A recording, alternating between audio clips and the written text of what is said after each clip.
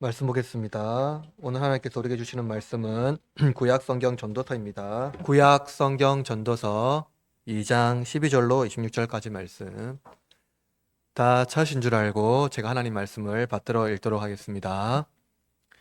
이것은 하나님의 말씀입니다. 내가 돌이켜 지혜와 왕령됨과 어리석음을 보았나니 왕 뒤에 오는 자는 무슨 일을 행할까 이미 행한 지 오래전의 일일 뿐이니라. 내가 보니 지혜가 우미보다 뛰어남이 빛이 어둠보다 뛰어남 같도다. 지혜자는 그의 눈이 그의 머릿속에 있고 우매자는 어둠 속에 다니지만 그들 모두가 당하는 일이 모두 같으리라는 것을 나도 깨달았도다. 내가 이미 마음속으로 이르기를 우매자가 당한 것을 나도 당하리니 내가 지혜가 있다 한들 내게 무슨 유익이 있으리요 하였도다. 이에 내가 내 마음속으로 이르기를 이것도 헛되다 하였도다.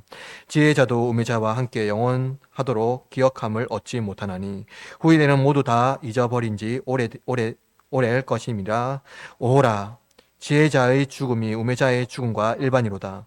이러므로 내가 사는 것을 미워하노니 이는 해 아래 하는 일이 내게 괴로움이요 모두 다 헛되어 바람을 잡으려는 것이기 때문이로다. 내가 해 아래서 내가 한 모든 수고를 미워하였노니 이는 내 뒤를 이을 이에게 남겨주게 됨이라. 그 사람이 지혜자일지 우매자일지야 누가 알랴마는 내가 해 아래에서 내 지혜를 다하여 수고한 모든 결과를 그가 다 관리하리니 이것도 헛되도다. 이러므로 내가 해 아래에서 한 모든 수고에 대하여 내가 내 마음에 실망하였도다. 어떤 사람이 그 지혜와 지식과 재주를 다하여 수고하였어도 그가 얻은 것을 수고하지 아니한 자에게 그의 몫을 넘겨주리니 이것도 헛된 것이며 큰 악이로다. 사람이 해 아래에서 행하는 모든 수고와 마음에 애쓰는 것이 무슨 소득이 있으랴. 일평생에 근심하여 수고하는 것이 슬픔뿐이라. 그의 마음이 밤에도 쉬지 못하나니 이것도 헛되도다. 사람이 먹고 마시며 수고하는 것보다 그 마음을 더 기쁘게 하는 것은 없나니 내가 이것도 본즉 하나님의 손에서 나오는 것이로다. 아, 먹고 즐기는 일을 누가 나보다 더 해보았으랴. 하나님은 그가 기뻐하는 자에게는 지혜와 지식과 희락을 주시나 죄인에게는 노고를 주시고 그가 무와 싹게 하사 하나님을 기뻐하는 자에게 그가 주게 하시지만 이것도 어때요? 바람을 잡는 것이로다. 아멘. 최근 서점에 가면 베스트셀러들이 많은데 그 베스트셀러는 대부분 이제 성공 신화를 말하는 책들이 많이 있습니다. 서점뿐만 아닙니다. 현대 사회는 사회적 미디어가 발달하여 유튜브에만 접속해도 성공 신화를 가르치는 선생들이 많고 대부분 유명 강사가 많습니다. 그들이 유명 강사가 된 이유는 많은 사람이 성공에 대한 열망을 품고 있기 때문일 것입니다. 베스트셀러 저자와 유튜브 유명 강사가 성공 신화에서 그들의 독자와 시청자에게 말하고자 하는 핵심은 무엇인가요? 두 단어로 이야기하면 지혜와 수고입니다. 이들은 자신이 얻은 노하우, 곧 지혜를 알려주고 이를 얻기 위해서 그리고 성공에 이르기 위해서 수고해야 한다라고 말합니다. 그러나 이러한 성공을 위해서 현재의 삶을 희생해야 하며 미래를 위하여 쌓아둬야 함을 알려줍니다. 이들은 이러한 메커니즘을 매우 고상한 언어로 바꾸어 말하기를 좋아하는데 이를 투자라는 언어이며 또한 명목이며 다른 의미로는 인내입니다. 참고 견디면 그리고 전략적인 지혜를 사용하여 수고하면 당신도 낙원에 이룰 수 있다는 것입니다. 여러분들은 고등학생 시절을 아마 지냈을 것입니다. 시기마다 다를 텐데 고등학생 시절을 매우 고통스럽게 보낸 경우가 종종 있었을 것입니다. 고등학교 시절 그렇게 최선을 다해서 자기 뼈를 깎으며 고통의 시절을 보낸 이유는 무엇인가요? 청년이 되어서 취업 전선에 들어가기 전에 또한 고통의 시간을 보낸 이유는 무엇인가요? 취업 전선에 뛰어들어 자소서를 수백 번 쓰고 지우며 수많은 자소서를 제출하고 마음 졸인 이유는 무엇인가요? 자신의 미래를 위한 수고가 아니라고 말할 사람은 아마도 없을 것입니다. 또한 이것 자체가 나의 미래에 대한 투자입니다. 미래의 기쁨을 위하여 현재의 삶을 희생하는 것이 오늘날 우리입니다.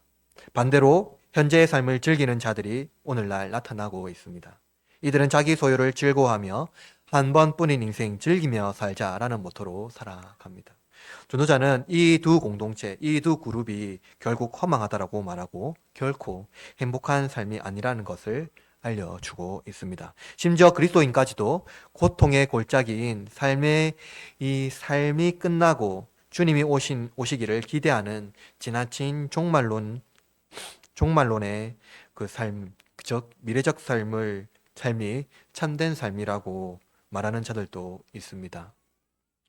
오늘 본문의 전도자는 이러한 모든 생각이 하나님이 기뻐하는 것이 아니라고 알려주고 있습니다. 본문은 하나님의 손으로 나온 것을 기뻐하며 즐거워하는 삶을 살아가는 자들이 복되다라고 말씀합니다. 그것이 하나님께서 백성에게 주신 선물이기 때문입니다. 따라서 제가 여러분에게 선포하고자 하는 설교의 주제는 이것입니다. 모든 세상의 노력은 무익하니 하나님이 날마다 주신 선물, 곧 음식과 음료와 수고에서 즐거움을 찾으십시오. 모든 본문의 말씀을 통해서 나의 삶의 선물이 무엇인지 발견하고 세상의 가치를 넘어서 복음으로 한 걸음 전진하는 저와 여러분이 되기를 바랍니다. 첫째, 현자나 맹자나 결과는 같다입니다. 전도자는 인생의 의미를 발견하기 위하여 삶의 기쁨이 되는 여러 가지 형태를 탐구했습니다. 그는 이제 지혜와 우매, 어리석음을 살펴보며 지혜가 이룬 성공한 삶의 지혜가 이룰 수 있는 그런 어떤 성공한 삶이 만족을 충족할 수 있는지를 살펴봅니다. 오늘 본문 12절의 말씀 이렇게 기록하고 있습니다. 내가 돌이켜 지혜와 망령됨과 어리석음을 보았나니 왕 뒤에 오는 자는 무슨 일을 행할까? 이미 행한 지 오래전의 일일 뿐이니라. 본문의 전도자는 돌이켜 보았다라는 이 두 동사 안에 그가 본 것이 무엇인지 말씀합니다. 본문에서 돌이키다라는 동사는 생각하다라는 의미인데요. 그가 생각하고 본 것, 그것은 무엇입니까? 지혜와 망령됨과 어리석음인데 여기서 망령됨은 광기입니다. 지나친 어떤 정신적인 그 충동을 말하는 거죠. 본문은 지혜와 광기와 어리석음이라는 이 삼중열거로 되어 있고 히브리어도 이 삼중열거로 되어 있지만 광기와 어리석음은 이 동의 반복입니다. 지혜와 광기와 같은 어리석음이라 할 수가 있죠. 따라서 전도자는 지혜와 어리석음을 대한 비교 논쟁을 시작하려 합니다.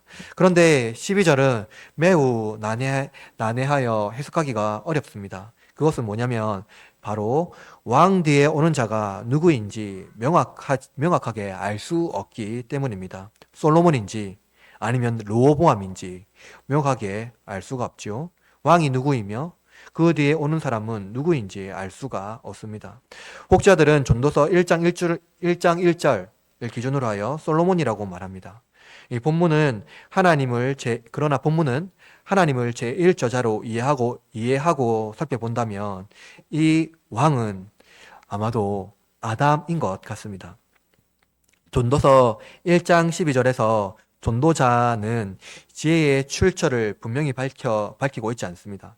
그러니까 1장 1절에서는 그 출처가 분명히 누구인지 알 수 있지만 우리가 읽었던 이 본문에서는 그러니까 2장 12절에서는 이 전도자의 지혜의 출처가 무엇인지 알 수 없다는 것이죠. 전도서가 역사서와 같은 역사적 사실 혹은 선지서와 같은 선지자의 예언이 아니라 시적 노래를 표현한 시가서라는 문학적 표현을 사용한 것으로 이해한다면 본문의 왕은 인류의 대표성으로 이해할 수가 있을 것입니다. 그래서 아담이 왕이며 그 뒤에 오는 자들, 그러니까 히브리어 원문에 보면 이것은 복수로 되어 있는데요. 온 자들은 지혜와 어리석음과 같은 광기를 가진 존재라는 것을 알 수가 있지요. 인류에서 가장 지혜로운 존재는 여러분 솔로몬이 아니라 아담입니다. 전도서에서 인간이란 아담의 후손을 말하고 있습니다. 솔로몬은 신적 지혜를 통하여 인류를 통치적인 탐구 안에서 지혜와 어리석음을 관찰합니다. 그러니까 솔로몬이 자신의 어떠한 그 왕의 시대를 말하는 것이 아니라 인류 전체를 통치적으로 살펴보고 있다라는 것이죠. 그것은 인간이 준 것이 아니라 신적 지혜, 즉 하나님의 성경의 일저자로 보면은 이해할 수 있는 탐구라는 것이죠. 인류의 근본적인 지혜와 어리석음은 아담으로부터 얻은 것입니다. 이것은 지혜와 어리석음의 절정이 어디로 향한지 보면 알 수가 있는데요. 이 본문을 보면은 나중에 나타납니다. 본문 13절에 보면 내가 보니 지혜가 우매보다 뛰어남은 빛이 어둠보다 뛰어난 같도다 라고 말합니다. 전도자는 본격적으로 지혜와 이 우매, 어리석음을 비교합니다. 그 비교의 대상은 무엇입니까? 빛과 어둠으로 설명하고 있지요. 그는 분명히 지혜가 어리석음보다 뛰어남은 빛이 지혜이기 때문이다 라고 말합니다. 이는 어둠에서 걷는 것보다 빛 중에 걷는 것이 훨씬 더 수월하기 때문입니다. 수월뿐만 아니라 그냥 그것은 능수능란하게 할 수가 있다는 것이죠. 지혜가 빛이라면 어리석음은 어둠 속에 더듬더듬 길을 가는 맹인과 같습니다. 14절은 더욱 분명히 빛과 어둠을 대조하여 설명하는데요. 전도자는 지혜자는 그의 눈이 머릿속에 있고 라고 말합니다. 그의 눈이 머릿속에 있다라는 이 말의 의미, 그런 어떠한 문학적 표현은 무엇을 가르치고 있습니까? 이 눈의 역할이 무엇인지 알 수가 있는 것이죠. 눈은 사리를 분별합니다. 그죠? 그리고 이해하는 인체의 기관입니다. 눈이 머릿속에 있다는 것, 그것은 무엇입니까? 모든 지적 능력에 있어서 살인 분별력과 지적 능력이 탁월하다라는 것을 알려주고 있는 것이죠. 이는 지혜가 모든 인간의 능력 중 최고라는 것을 전도자는 시적 표현을 통해서 알려주고 있습니다. 그는 살인 분별을 못하고 자신에게 닥친 일을 알 수 있는 사람이다 라고 말하고 있죠. 반면에 우매자는 무엇입니까? 어둠 속에 다닌다라고 말합니다.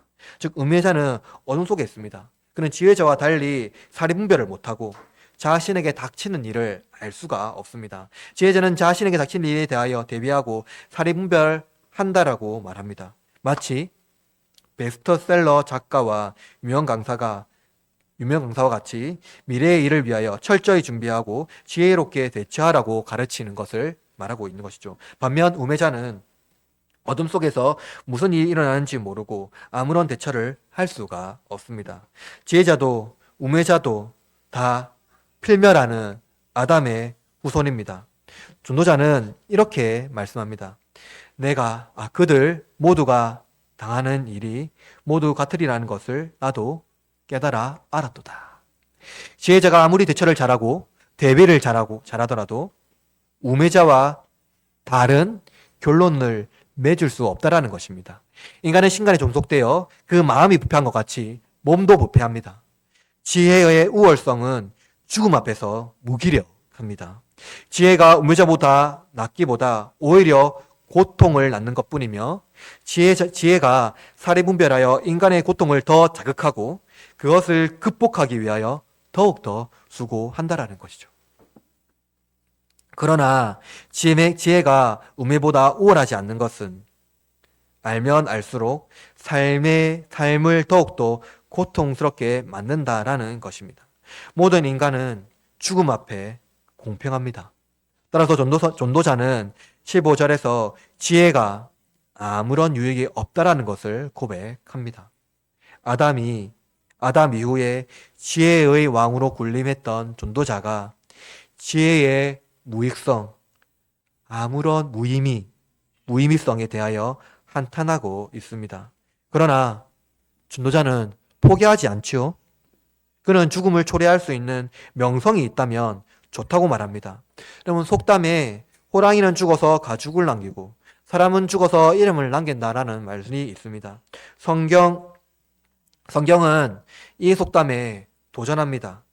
이름을 남기기 위해 삶을 고통스럽게 하지 말라고 가르치고 있습니다. 위대한 명성은 잊혀지기 마련이지요. 이름을 남기기 위하여 고통스러운 삶을 살아가는 것은 우매한 일입니다. 그리고 전도자는 분명히 가르치고 있습니다. 후대에 그 명성을 기억하는 자가 없다라는 것이죠. 전도자는 지혜자가 우매자보다 우월하다는 이 세상적 가르침을 찬성하고 싶지만 결코 찬성을 증명할 방법이 없습니다. 따라서 전도자가 지혜를 탐구하며 그가 내린 결론은 무엇입니까? 17절에 이렇게 말합니다. 이러므로 내가 사는 것을 미워하노니 이는 해 아래에서 하는 일이 내게 괴로움이요 모두 다 헛되어 바람을 잡는 것이기 때문이로다. 여러분, 전도자의 고백을 들으십시오. 그는 자신의 삶을 비관합니다. 그가 지금까지 쌓아놓은 모든 것을 부정합니다. 왜 그렇습니까? 어떻게 지혜자가 우매자와 같이 죽을 수 있다는 것인지, 그가 깨닫고 나서 인간이 스스로 이길 수 없는 고단함을 고백하는 것입니다. 결코 하나님께서 행하시는 일이 인간이 알 수 없으며 지혜가 하나님 앞에 무의미하다는 것을 깨달아야 한다라는 것입니다. 둘째입니다. 수고로 얻은 보상은 슬픔이다입니다. 이제 전도자는 인생의 수고에 관한 지혜의 탐구를 시작합니다. 그는 수고를 탐구하면서 수고하여 얻은 소유는 자신이 죽을 때 죽지 않는다라는 것을 발견합니다. 그러나 그는 이내 한탄합니다. 그는 그가 평생 지혜를 사용하고 수고하여 얻은 모든 것을 수고하지 않는 자에게 넘겨 주어야 하기 때문입니다. 그의 관찰은 우리에게 좋은 통찰력을 제시합니다. 전도서 2장 9절에 이렇게 기록합니다. 그 사람이 지혜자일지 우매자일지야 누가 알랴마는 내가 해 아래에서 내 지혜를 다하여 수고한 모든 결과를 그가 다 관리하리니 이것도 헛되도다. 전도자의 관찰은 그가 수고하여 소유한 재산이 수고하지 아니한 자들에게 넘겨줄 것을 넘어서 그의 존재가 검증되지 않았다라는 것입니다. 여러분 중에 혹시 재벌집 막내 아들이라는 드라마를 보신 분 계십니까? 극중 재벌가를 이룬 진양철이라는 인물은 후계자에 대한 고통을 정밀하게 묘사하고 있으며 극히 극중의 재벌가 내부의 후계자에 대한 갈등이 얼마나 심각한지 면밀하게 보여주고 있습니다. 자신이 수고하여 소유한 막대한 재산을 후계자를 선정하여 넘겨주는 일이란 매우 수고로운 일입니다. 또한 그와 같은 정신을 공유하고 있는지 검증할 방법이 없다는 것은 인간의 한계를 자세히 보여줍니다. 역사 안에서 왕들의 잔혹한 역사를 보면 이도 마찬가지입니다. 어떤 나라든지 불문하고 왕가는 피해의 역사입니다. 자신이 평생 수고하여 쌓은 보상이든지 어떤 업적이든지 넘겨주는 일은 검증되지 않은 자들에게 갈 수밖에 없습니다. 인간의 마음은 알 수가 없지요. 상속받은 재산으로 재벌가가 몰락할지 왕가의 전통에 먹칠을 할지 결과를 예측할 수가 없습니다. 따라서 전도자는 해 아래에서 한 모든 수고에 대하여 내가 내 마음에 실망하였도다 라고 말합니다. 전도자는 환멸을 택하는 것이죠. 그가 지금까지 쌓아온 모든 재산이 자신을 즐겁게 하며 풍요롭게 한다는 성공신화를 그는 거부합니다. 그는 지금까지 성공신화를 위하여 끝없이 노력하고 그렇게 살려고 자기 몸을 고통스럽게 한 모든 과거의 일에 대하여 위기에 직면함을 인식하였습니다. 전도자는 또한 상속에 대한 또 다른 방법도 비극이라는 것을 발견합니다. 그것은 상속자가 상속을 받을 때 아무것도 한 일이 없다라는 것입니다. 전도서 2장 21절 이렇게 말합니다. 어떤 사람이 그 지혜와 지식과 재주를 다하여 수고하여도 그가 얻은 것을 수고하지 아니한 자에게 그 몫으로 넘겨주리니 이것도 헛된 것이며 큰 악이로다. 전도자는 자신이 지상에서 할 수 있는 최고의 지혜와 기술을 사용하여 사업에 성공하였으나 결국 그의 죽음으로 실패합니다. 그것은 상속자가 수고하여 얻은 재산이 아니기 때문입니다. 미래에 대한 확신이 사라졌습니다. 전도자는 자기의 모든 지혜와 기술력을 동원하여 재산을 일구며 미래를 위하여 쌓아 놓았으나 그가 지금 환멸을 느끼는 것은 미래에 대한 불투명성 때문입니다. 그는 미래를 장담할 수 없고 그의 상속자에 대한 확신에 찬 마음으로 상속할 수가 없고 여전히 불안한 마음으로 여러 조항을 내걸고 상속을 합니다. 그럼에도 확신할 수가 없습니다. 전도자는 이것도 헛되며 큰 악이다, 비극이다 라고 말하는데 본문에서 악, 비극을 말하고 있는 것이죠. 미래를 위하여 지금까지 쌓아놓고 평생 모든 지혜와 수고를 위하여 쌓은 소유물이 오히려 그에게 비극으로 돌아왔습니다. 그래서 그는 결국 빈 털털입니다. 성공신화를 위하여 성공하고 책을 내고 유명한 강사가 되었으나 그는 빈 털털입니다. 본문 22절 같이 읽어볼까요? 사람이 해 아래서 행하는 모든 수고와 마음에 애쓰는 것이 무슨 소득이 있으랴. 전도자가 고백하는 것은 그가 평생에 수고하여 마음에 애쓰는 것이 아무런 소득이 없다고 말합니다.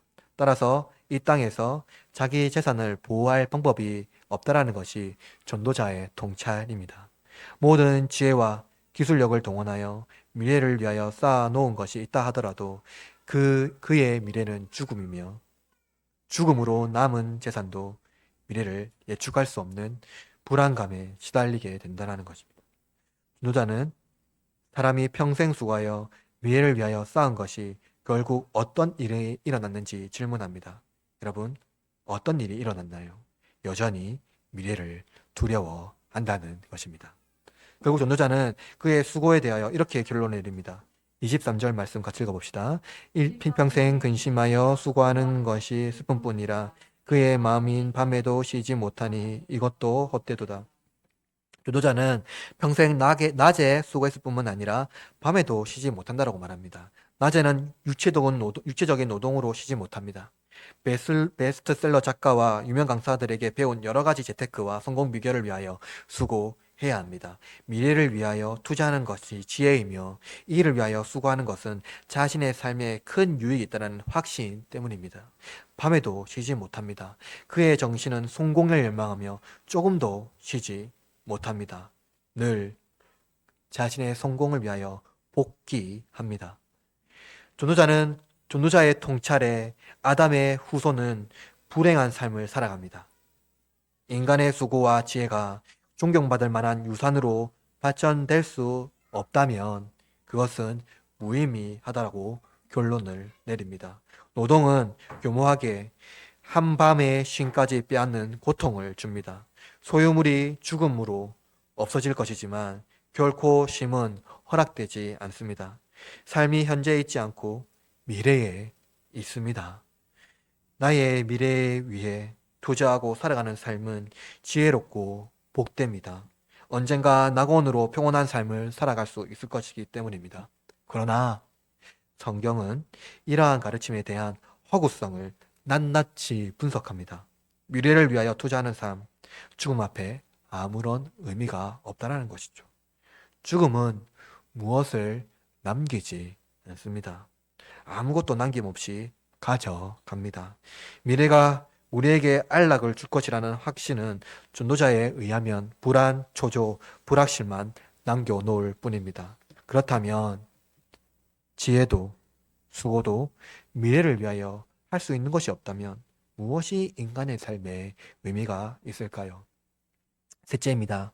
그러므로 하나님의 손에서 넣은 선물은 일상이다 라는 것입니다.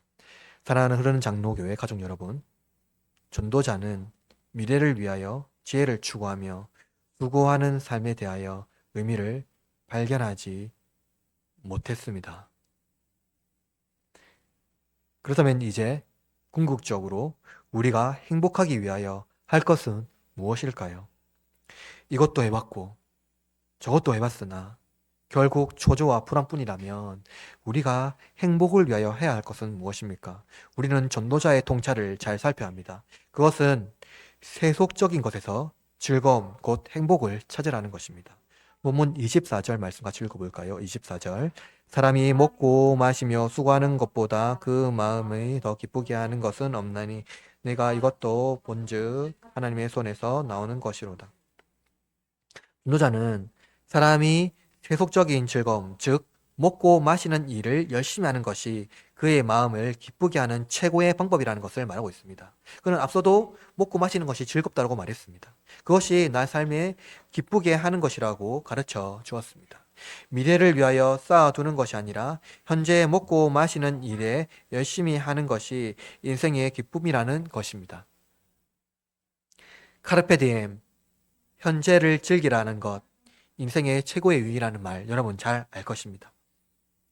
인생은 세속적인 가치에서 즐거움을 찾습니다. 그런데 전도자는 이러한 세속적인 즐거움이 누구의 손에서 나왔다라고 말하고 있습니까? 바로 하나님의 손입니다. 인생의 즐거움을 위하여 먹고 마시는 모든 것이 하나님의 돌봄의 사역입니다. 하나님은 인생의 행복을 위하여 세속적인 모든 것을 채워주십니다. 진정한 즐거움, 세속적이며 소박한 선물입니다. 이 선물은 성취도, 계획도, 미래를 위한 수고도 아닙니다. 진정한 기쁨은 하나님으로부터 받는 것입니다. 과거 이스라엘은 하나님의 손에서 나온 만나를 날마다 먹었습니다. 그러나 그들은 만족하지 않았고 애굽의 고기를 그리워했습니다. 그렇자 하나님은 그들에게 메추라기를 보내셔서 고기를 먹이십니다. 그러나 이스라엘은 하나님의 손에서 나온 것으로 만족하지 않고 더 좋은 것을 기대하고 성취를 위하여 수고하고 미래를 위하여 쌓아 놓기를 좋아합니다. 그러나 전도자는 현재의 세속적인 것이 그들에게 행복한 것으로 그들에게 행복한 삶을 누리라고 말씀하고 있습니다. 미래를 위하여 쌓아두는 일을 그만두라고 말하고 있는 것입니다. 이어서 전도자는 기뻐하는 자와 죄인을 구분하여 최후의 재단이 어떻게 되는지 말씀합니다.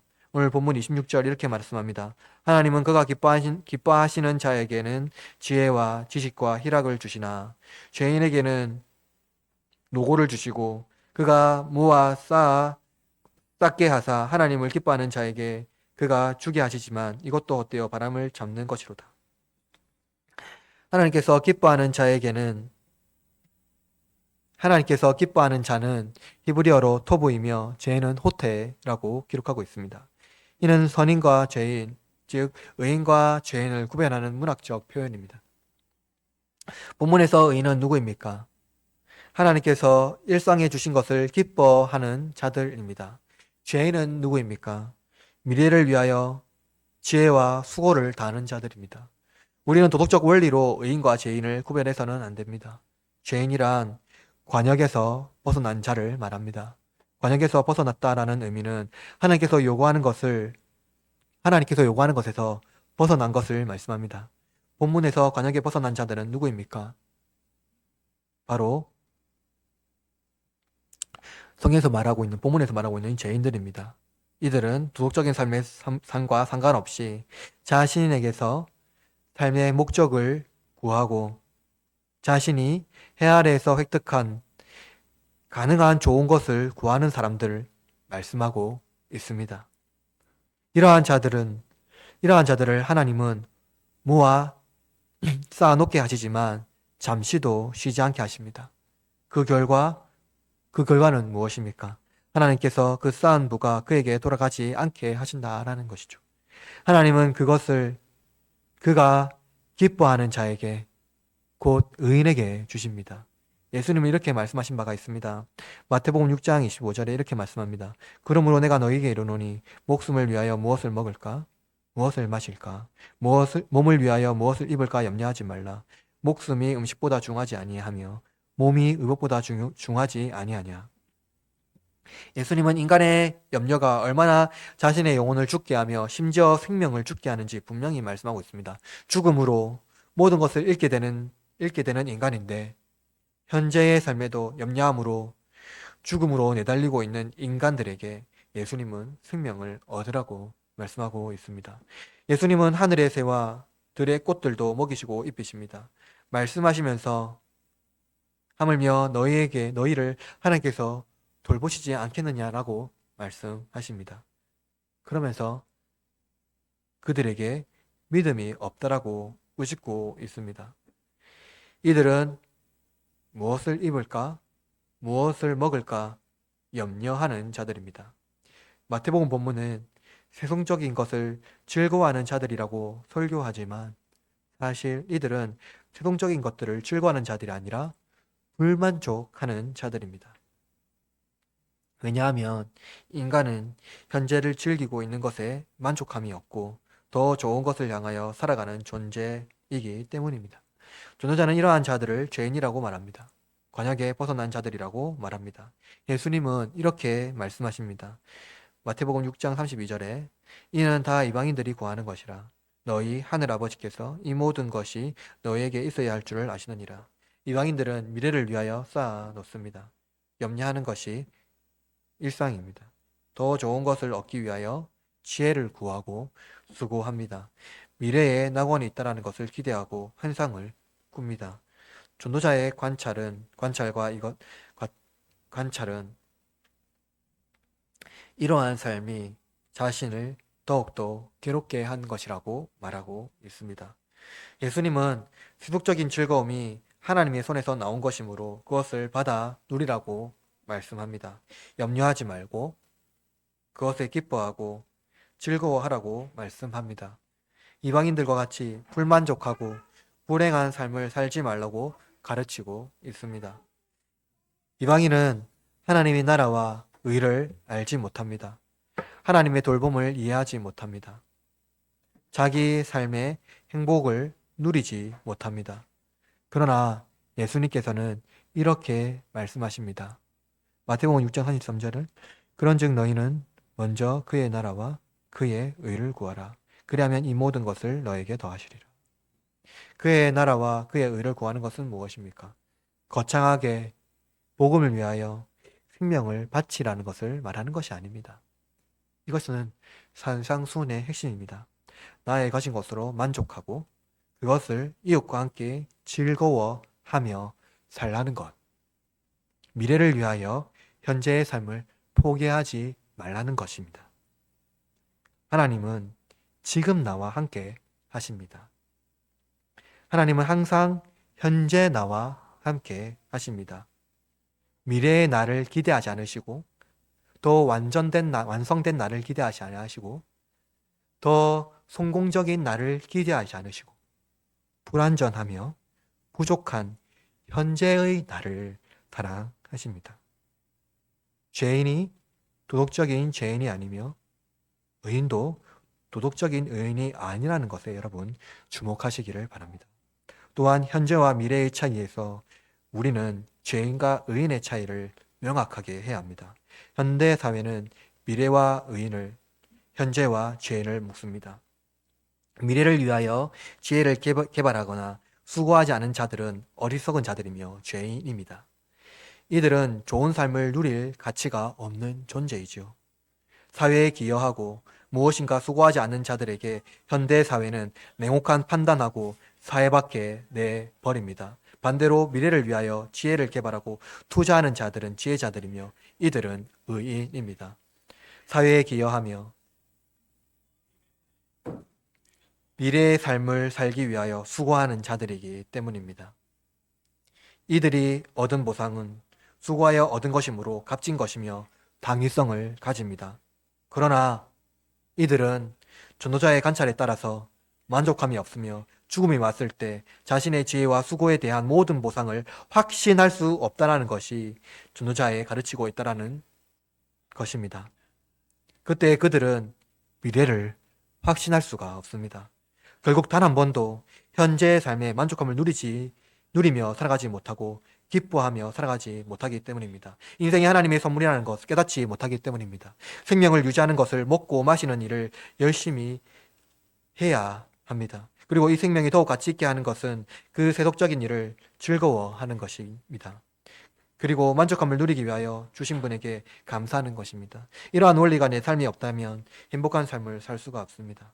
여러분, 우리는 여기에서 칭의를 발견할 수가 있습니다. 내가 수고하여 얻은 기쁨은 나를 구원하지 못합니다. 그러나 하나님께서 선물로 주신 하루의 기쁨이 나를 구원한다라는 것이죠.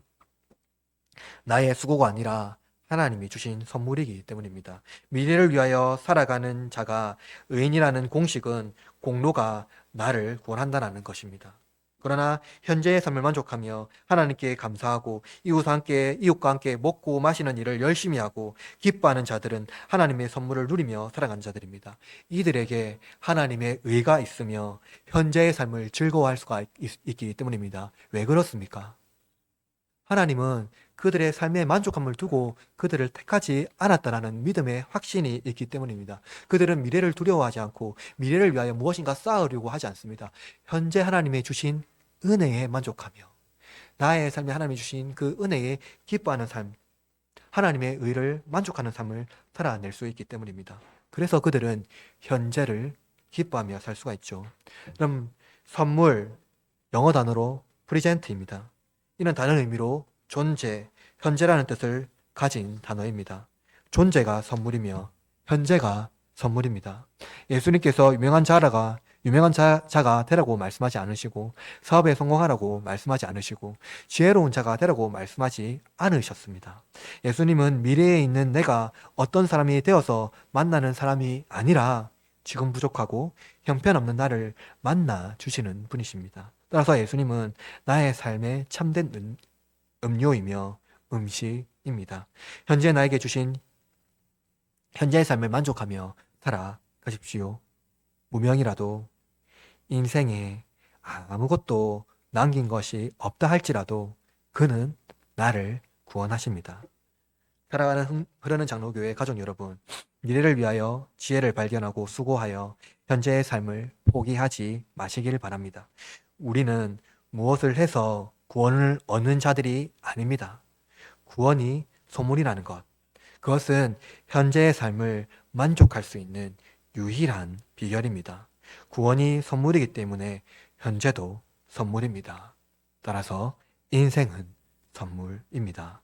우리가 무엇을 이루어야 구원을 받는 것이 아니기 때문이죠. 그러므로 현재를 기뻐하십시오. 즐기십시오. 먹고 마시는 일을 이웃과 함께 즐겁게 행하십시오. 그리고 무엇보다 모든 것이 하나님의 손에 넣은 것임을 기뻐하며 감사하십시오.